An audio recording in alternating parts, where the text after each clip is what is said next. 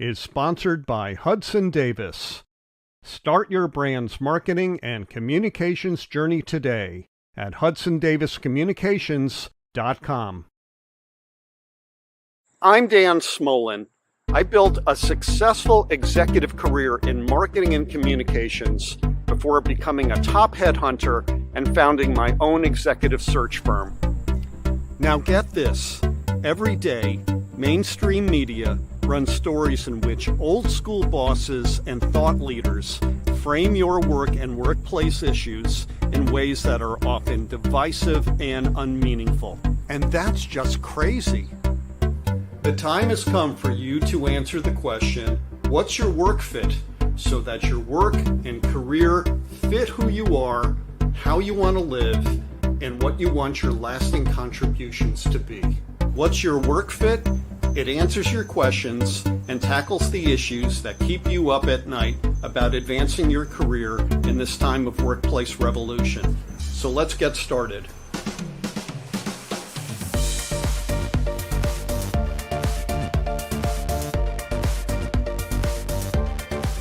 Hey, good day, everyone. Dan Smolin from What's Your Work Fit. I hope you're having a good and successful week. I'm coming to you from the Washington, D.C. area where it's pollen season. Hey, thank you, global warming. It's happening a month early. So if I sound a little stuffy, that's my excuse. I'm rolling with it. I will get to our amazing guest and topic momentarily, but first I need to do a little shameless self-promotion. And that is, if you aren't already doing so, please engage with What's Your Work Fit on our platforms. We're on LinkedIn, Facebook, and YouTube. We have our own YouTube channel called What's Your Work Fit.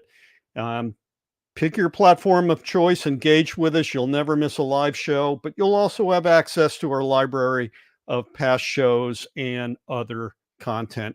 And one more thing, and this is my big ask, it's simple.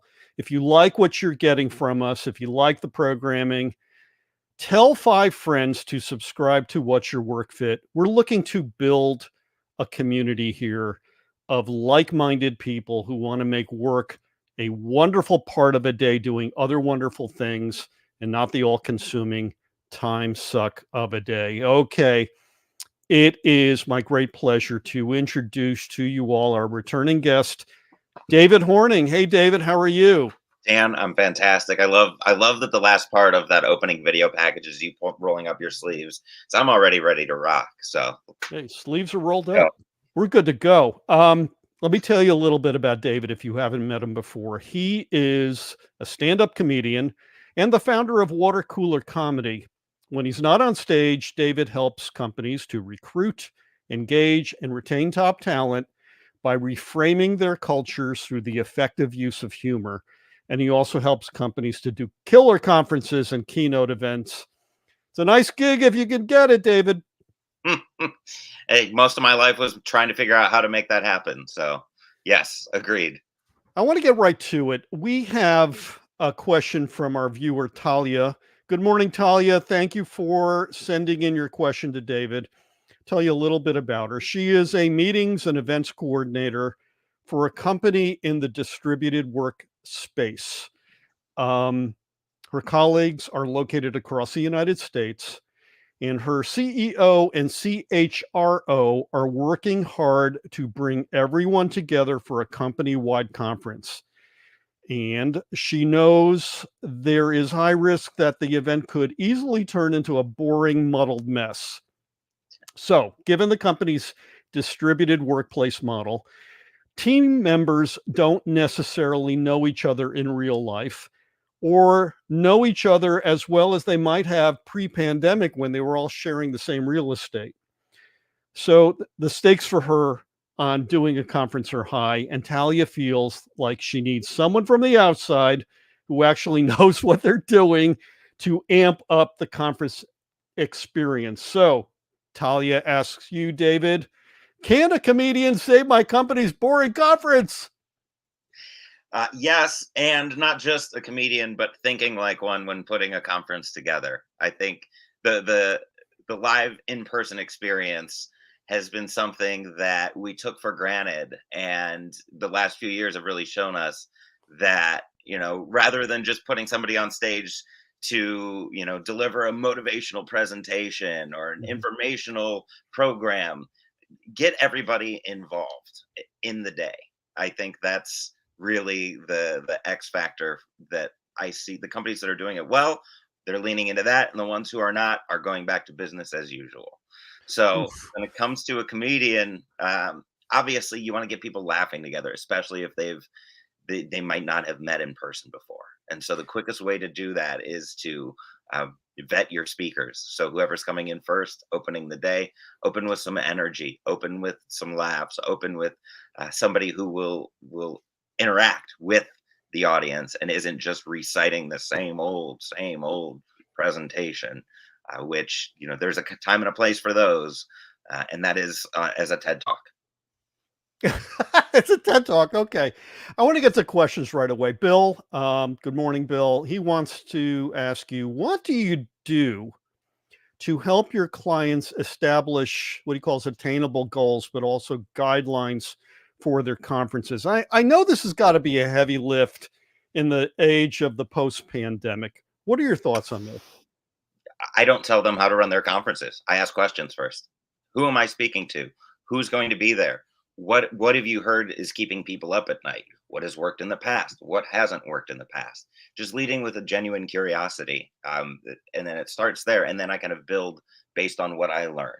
And so, if when I send out a proposal, it is literally reciting back to them what they have told me that they're hearing, and then I like to send surveys. I like to get to know the people beyond just what the meeting planners have Mhm. told me, because they have a small glimpse into what's really going on in people's psyches. So if I can get an understanding of what's actually going on in people's psyches with an anonymous survey, and then I build based on both what I'm told in that pre-session conversation and in that survey, so that it feels like everybody's being spoken to.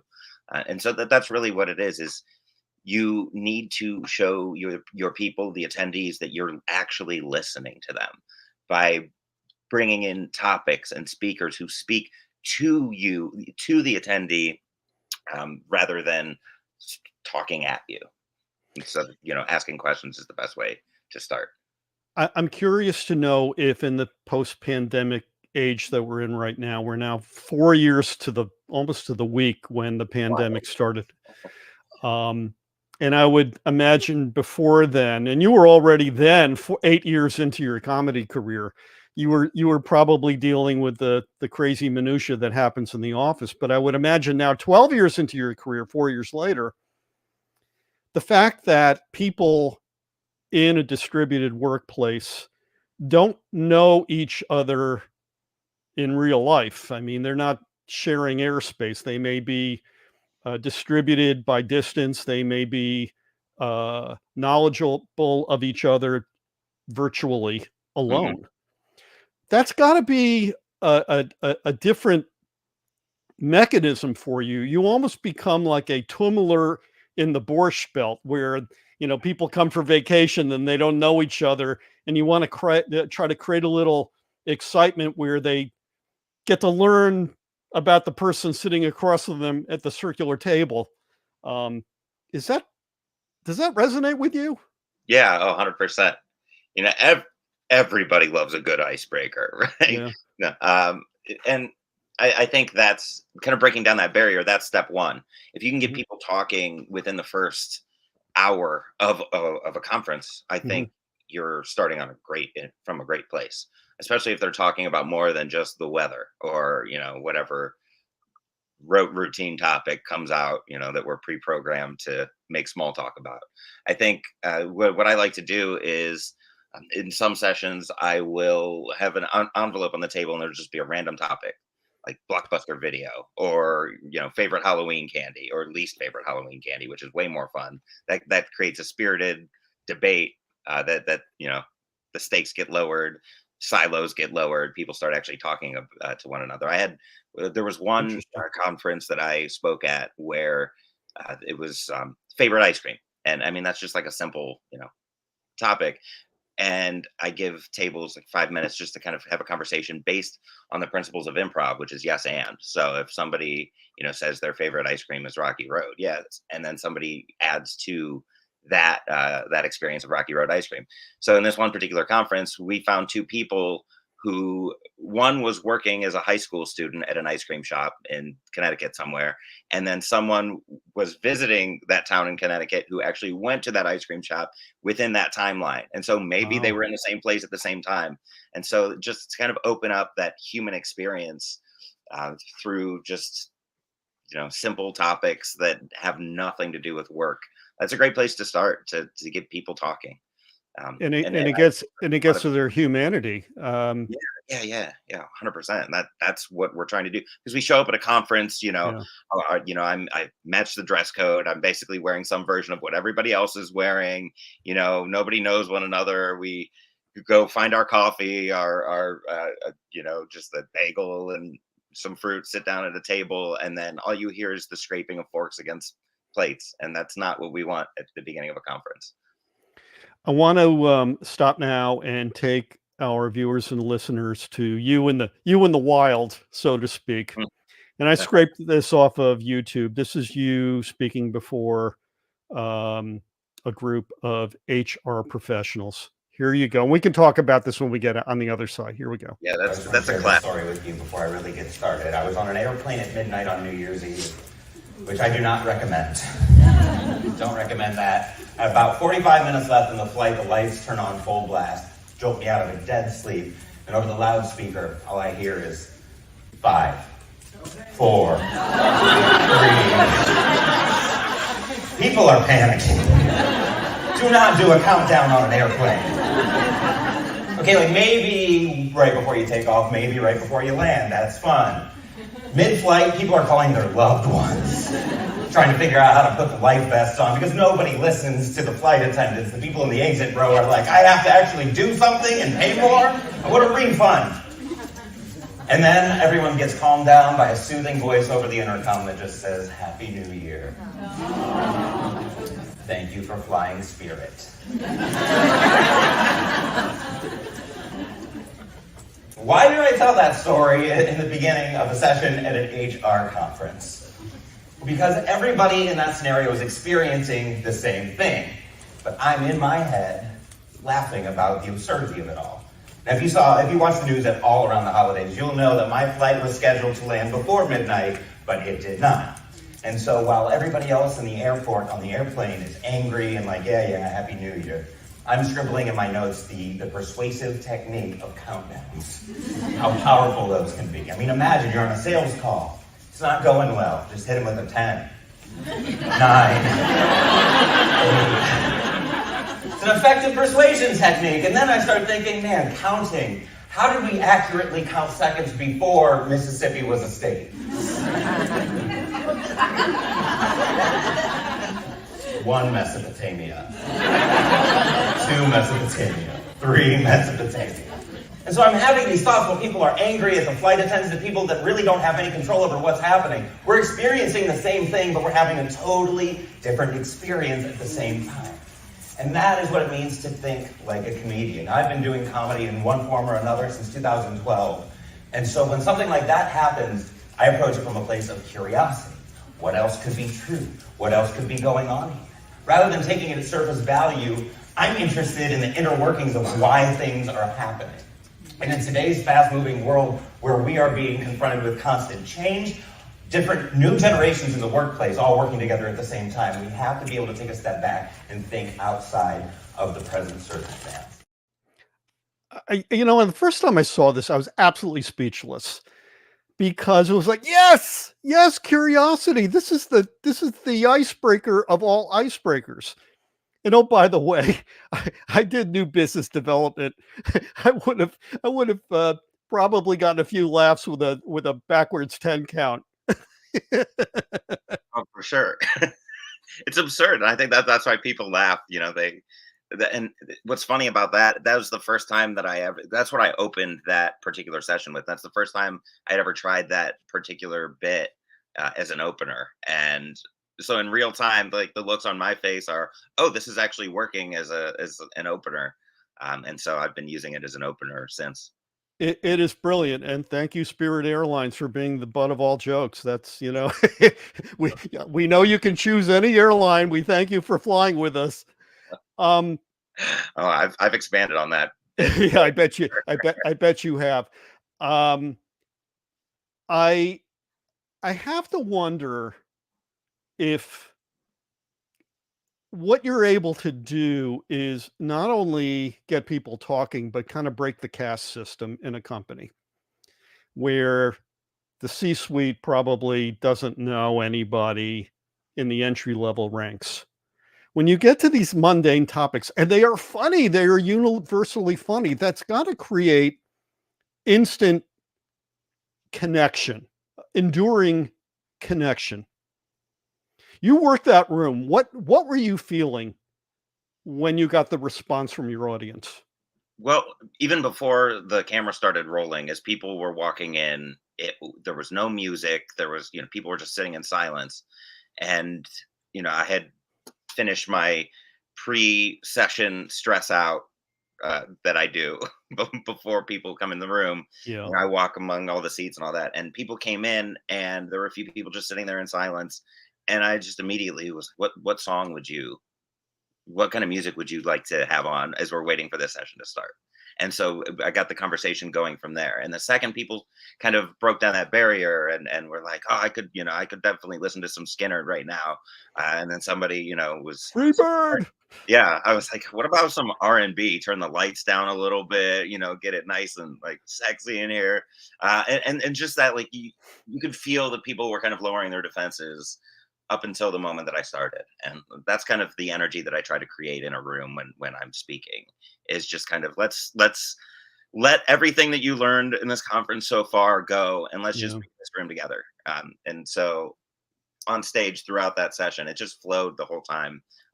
That particular one that you showed, I think that has something to do with it. The mood that you set before people get into a room is just as instrumental as what the speaker is doing on stage. And so being able to make people laugh becomes much easier when those expectations are lowered and that mood is set.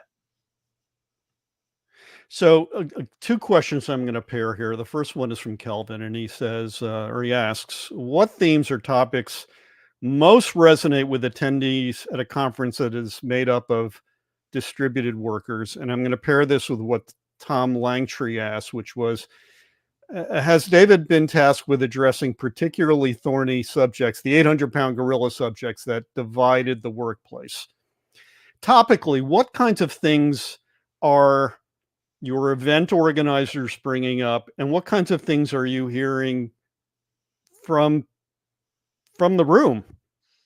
People understand there's a need for connection, especially in distributed workforce. So, it's how can we get people together and create new relationships and unpeel layers of relationships that people didn't know were already there. I think that's an important aspect of, when you're selecting topics for a session is, how do we build these interpersonal connections? Because once we have those relationships, it becomes a little bit easier to work together or manage conflict together or, disagree productively together. Topics like that, I think, are super beneficial because you have people on different sides of the country that are experiencing different things, people from different walks of life. Everybody has their own story. And so starting from that point, that common ground point, I think any speaker is missing the boat on their topic if they're not starting with something that brings people together. And then you can introduce more information. But once the audience realizes they're all on the same page, they're much more likely to discuss the topic following the session versus whether that speaker was good or not. And then when it comes to like thorny topics, I mean, humor and HR don't go together. So, I mean, you can consider that a thorny topic. Yeah. And it's really, how do you reframe that narrative in a way that speaks to your audience? And that's why I think it's so vital. If you are booking a speaker and part of the booking process is not them wanting to get to know your people, like more than just who am I speaking to, how many people are there, what's their average salary, whatever. If they don't want to get to know your audience, that's a red flag. And HR is the Rodney Dangerfield of divisions in a company. At least that's the way I think often they feel. If you speak to HR people, generally speaking, they're like, well, I do a lot of crisis mitigation. Mm-hmm. It's not fun. Mm. I think they want to have fun too. Why shouldn't they? Oh, well, I've found that for sure. I found some of the most resistant and receptive audiences are HR, but that might just be based on my skill level when I was speaking to the more resistant audiences versus now when they seem a little more receptive. I did an informal survey, and the two things that popped up were uh, badge swipes and Zoom calls. Well, Zoom calls, I mean, it's been for like ever because people hate them and they feel like they can't escape them, even if they're in the co-location. Why am I in the building and I'm Zooming with somebody who's 4 doors down or on the other floor? And then the swipe cards thing, which is um, where management wants to make sure you're actually checked into the building, Mm-hmm. And it's like, oh, come on, big brother. That's got to be tough.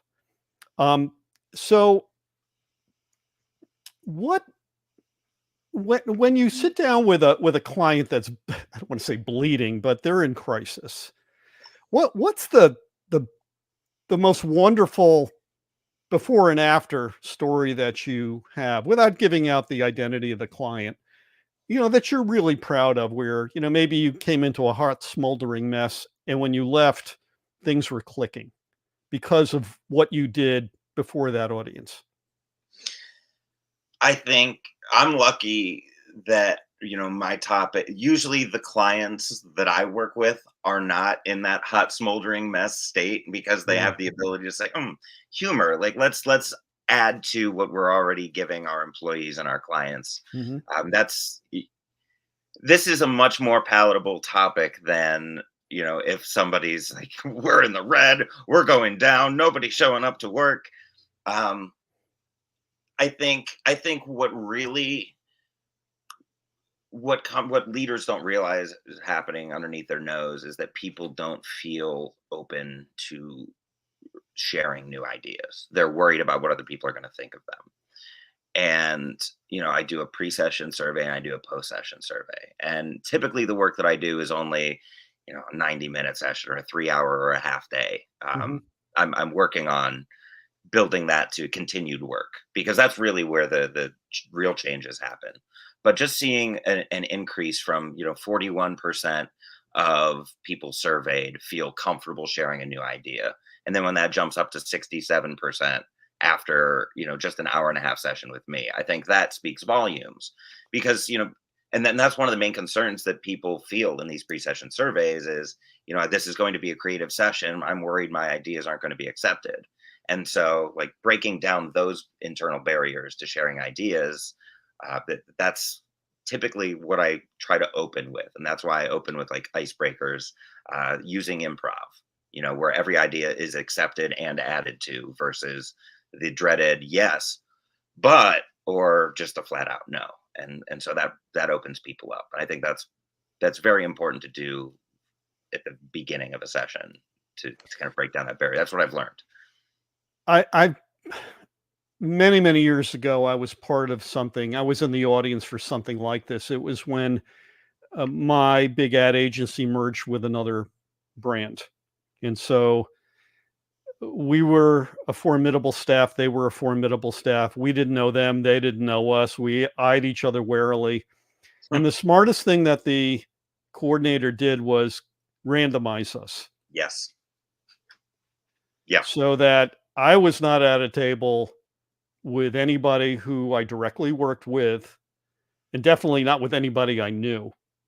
And what was really nice about that was all the things you just said. I immediately had some mundane connection with everybody sitting around the table. That included executive vice presidents, C-level people, um, entry-level people. And I gained and gave respect to every one of them equally. And it was beautiful. Now, the result of that is that this um, conglomeration of two disparate companies became merged very quickly and and I can't say it was happy. You work at an ad agency. It's incredibly stressful, but we knew who we could lean on when we needed somebody to lean on. Mhm. And that was beautiful. Mhm. And I have to imagine that's the biggest battle of all when you're running a company is you want your people knowing that they can rely on each other. Oh yeah, psychological safety, that's a buzzword. And it's it feels like too technical of a term for just human connection and feeling just a sense of trust. I mean, that's really what it is. If I trust the people that I'm around, then I'm more willing to share ideas. I'm more willing to contribute to, a hands-on exercise at a conference. And that's why, first things, if I can get people laughing together, that's an unconscious sign of trust. But I mean, you touched on this, randomizing people at tables. That's, if you're not doing that, you're leaving money on the table. You're leaving possible connections and new relationships on the table. And it does level set if there's somebody on the C-suite level, easy for me to say, Mhm. at the same table and collaborating in an interactive session together with brand new employees. I think that breaks down barriers and it builds those relationships to where I don't feel like just a number or just anybody else. So yeah, that's a great point. What stumps the room the most? Is there any Open-ended questions. really? Yeah. I did this I tried this the other day, a couple weeks ago. I did a session and then I asked, how do you feel this could impact? Because a lot of the exercises I do are kind of rooted in mundane things like, hey, create a product from scratch and build an ad campaign around it using the principles of improv in 5 minutes or less, go. And it's fun to watch tables kind of look at me with that same incredulous look that you just gave me, and then eventually come up with something really creative and really fun together. But then I follow that up with, how could you see that benefiting you in the workplace? And then people are Ah, kind of stumped by that, you know, rather than like giving an example of how that has worked in the workplace. I tried to kind of turn it to them to see if they could put two and two together, but it was an hour-long session, and they didn't have the opportunity to really do it multiple times and with multiple groups of people. Which in a longer session, that's a question that is more easily answered and more willingly answered, versus in this case, people were like, I don't know, how could that work in a workplace session. So being mindful of that. I want to pivot away from the corporate work that you do, which I absolutely love. I mean, anybody listening or watching today, if you are in a situation um, like Talia, our questioner, who has to put together an event like this. I mean, I hope you can see the value of working with somebody like David, especially now when things are just so tense. And they're tense because there's so many moving objects. The world is changing, the speed of which things are changing. And now all of a sudden we have AI. Now, unfortunately, I couldn't scrape it off the internet this morning, but you put up something that just made me howl. And Glad to hear it. I'm wondering if you could describe what you did, and I'll certainly point people to your posts so that they can laugh with me. Absolutely, I appreciate that. This was kind of an experiment, and I've been messing around with AI image generators, Yeah. and it's an easier way to just get an interesting photo attached to a LinkedIn post. And the one that I wanted to post something about you know uh, disingenuous appreciation from leaders, like a Yeah. pizza party. There's that generic, like, you met all your metrics, you achieved your goals, here's some pizza. And so the prompt that I put in was, CEO appreciates team with pizza. And the images that I got, all of them made me laugh so Oh hard. my God. I had to pivot right away, and so I did a kind of a commentary on these AI generated images. I mean, there's I can't even begin to describe everything, because it's one of those where, uh, on the surface it looks like a stock photo, but then you start looking at the details and realize that the CEO has a name tag that just has CEE on it. And then so that got my brain working, and I was just giggling the whole time that I was making that video. So I think I'm going to make more. I think I'm going to enter more prompts into AI image generators The and see what Christmas tree of pepperoni pizza just floored me. I mean, it was like, what? where does AI draw this stuff from? And there, like, I love. I mean, I don't love this, but I mean, there is a fear that AI is coming for creative jobs, which I think is the It opposite will. intent of AI. I Yeah. think AI can obviously fill roles that are rote and routine, mind-numbing work like that. That's what I think it's for, so that we're more free to do creative work. And these images that it generated gave me a peace of mind that not yet. We have time to adapt, and I like to lean into the things that bother me, because as a comedian, I mean, you're watching this George Carlin AI generated comedy special, which was awful. I wouldn't even. Yeah, I liked earlier AI Carlin's work better, but My yeah. mother took me to see him in Maryland when I was 12 years old, and I was astonished. My mother was shocked. I was astonished. And George wouldn't be having any of this, I'm sure. No. About AI, um, the old thinking was Moore's law. Every new technology forwards is 18 months ahead.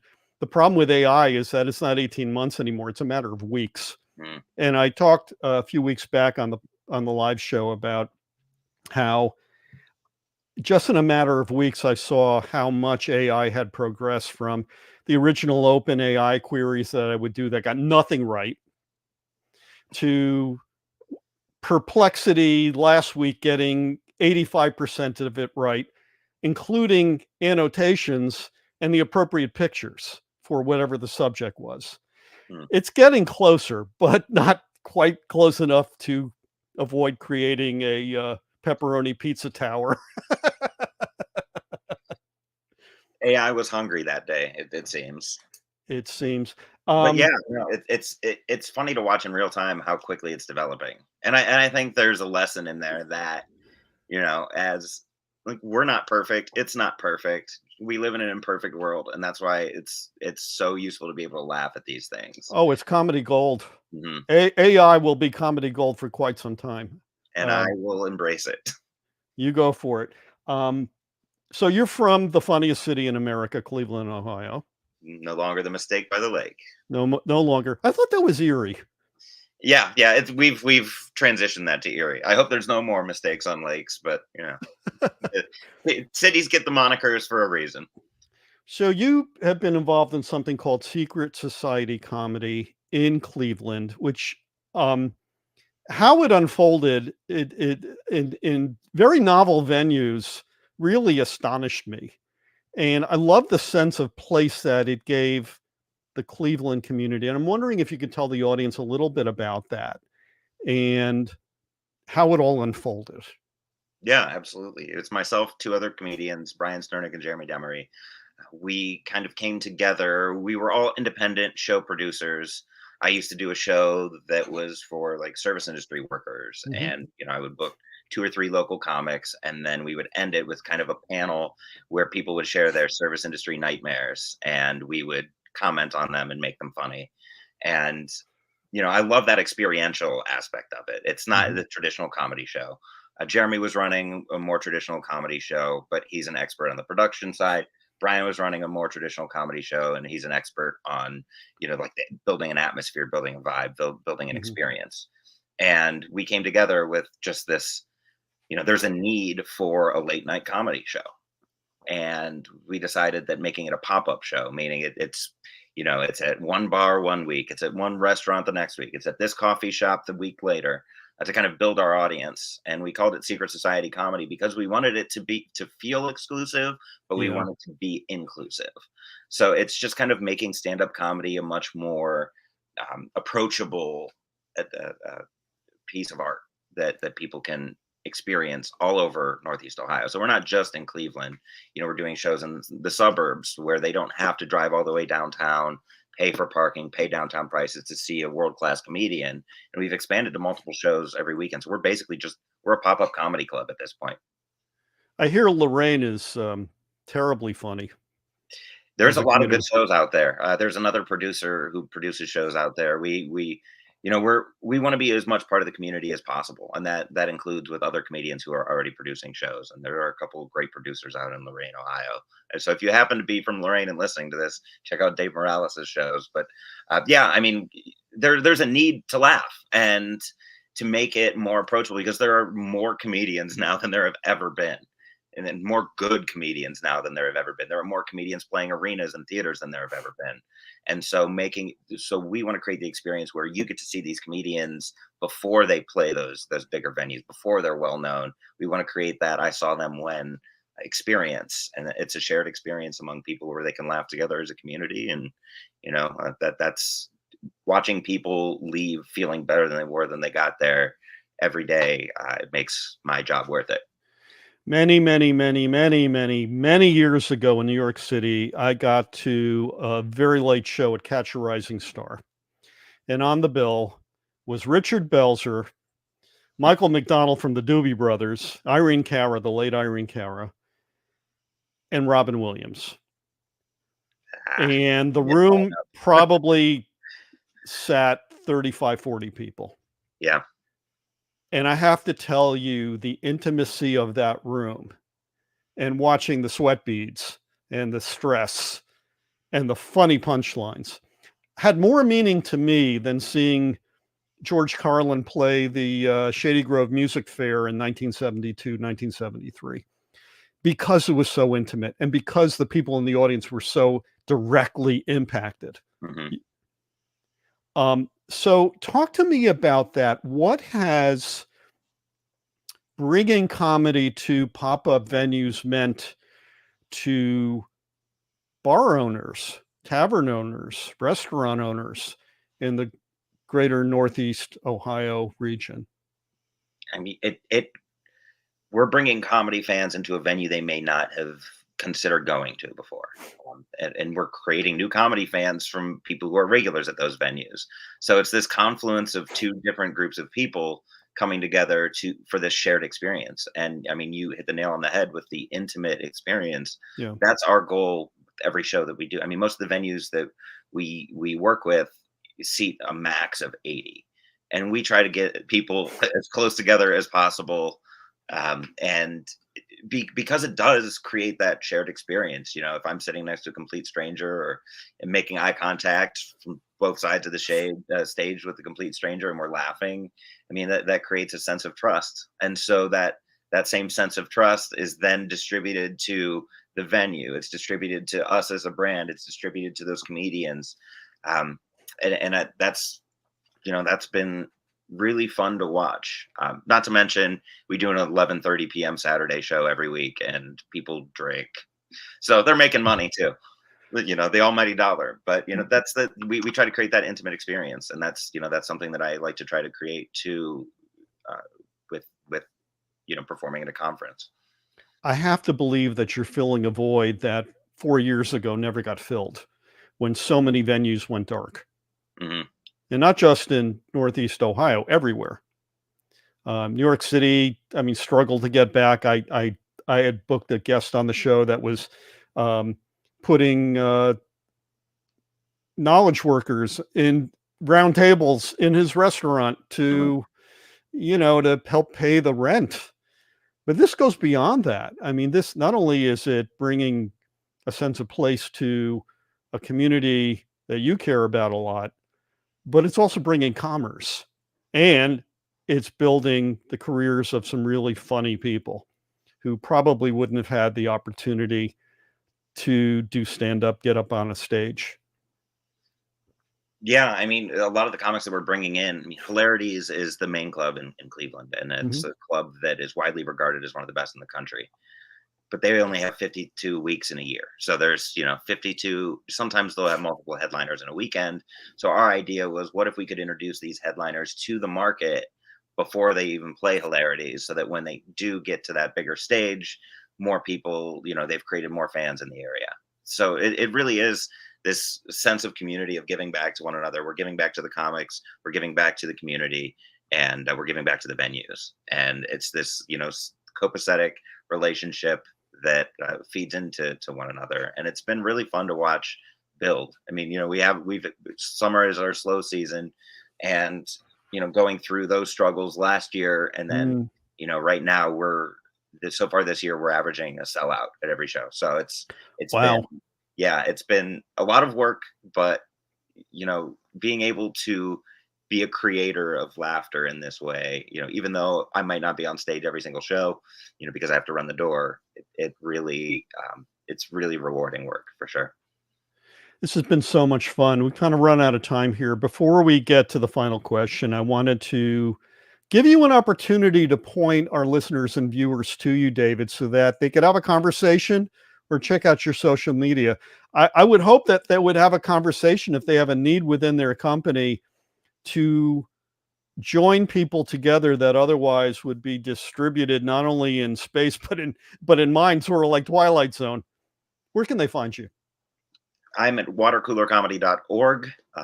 You can find me on LinkedIn, Instagram, Facebook.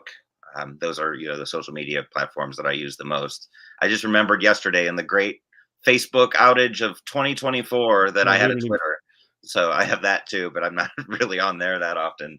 And then secretsocietycomedy.com if you want to learn a little bit more about that. We do, Water Cooler, we do corporate shows, but through Secret Society, we've gotten to work with some amazing comedians. We've worked with over 325 comedians over the last 2+ years. So we have quite the roster of comics if you're ever looking for any corporate entertainment as well. I think that's wonderful. I think the most cathartic thing we can do right now is laugh. We got a lot of pain in the world and in the workplace, and brings people together. You're doing great work, David. Okay, we're going to get to a question that we asked you back in 2022. I'm going to read the question. I'm then going to show your response from back in 2022, and then I'm going to see if we need to redline any of it and make amendments. So here's the question. The question is, what's your work fit? What attribute, condition, experience, place, or state of mind makes work a wonderful part of your day, doing many wonderful things and not the all-consuming time suck of a day? So here you are, David, from 2022.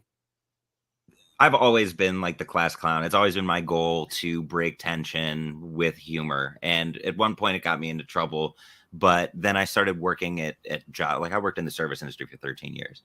And I looked at it as a survival job. And so my goal every day when I came to work, I always had an alternate objective. How can I make the people's days around me better by making them laugh?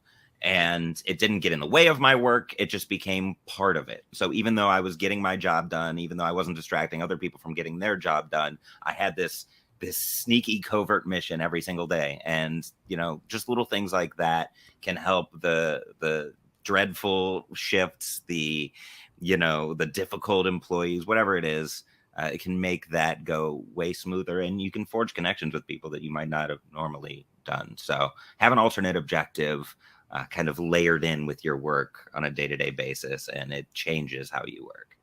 Who is that guy, and do you still believe what he has to say?